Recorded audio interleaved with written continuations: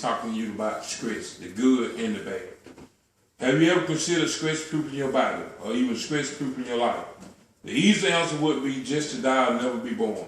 But who wants to tell someone that, especially if it's a preteen that is experiencing stress or asking the opposite sex to his or her first day? It literally seems impossible to live a zero-stress life, doesn't it? Considering the fact that stress can come in various forms. The many ways that stress can present itself is endless, but a few examples are a first day of school, midterm college exam, job termination, newlywed, and expecting your first child. Many of us tend to group stress in the good or bad categories.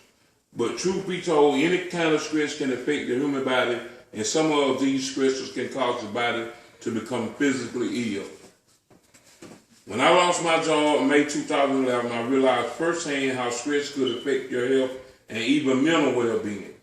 I was a 15-year veteran on my job when they experienced financial crisis. Who was the first to go, you ask? Yes, it was the 15-year veteran and other veterans on the job. I immediately realized that not only was I stressed, but my wife and family would also feel the stress from this situation as well.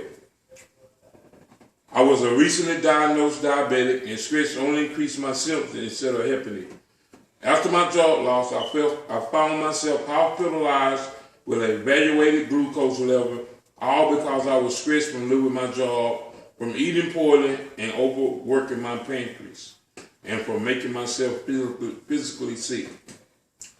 Since stress has been divided into groups of good and bad, according to author Jancy Dunn in her article, Stress Proofs Your Life, let us discuss how the bad stress can affect the body and all the damages that stress can cause to the body. Bad stress can inhibit the body's ability to function on a daily basis and cause the body to break down. This kind of stress will cause the person to begin having symptoms such as excess perspiration, anxiety, headaches or migraines, chest pain, rapid breathing or asthma attack, and even elevated glucose level. Ann Perdigo states in August 2014 Healthline article that bad stress can take a huge toll on a person's physical and mental well-being. Stress or tension can go straight to your head and back, or even heart, and cause you to panic or even worse, make careless mistakes or injuries. One of the problems that I experienced during my stressful period was overeating or eating poorly, causing my body to have excess fat. Gastrointestinal problems can come from stress as well. Stress can cause a person to have GERD, which is gastroesophageal reflux disease, and IBS, which is irritable bowel syndrome. Any patient that suffers from GERD or IBS are advised to keep their stress level down, therefore keeping their disease under control or at a manageable level.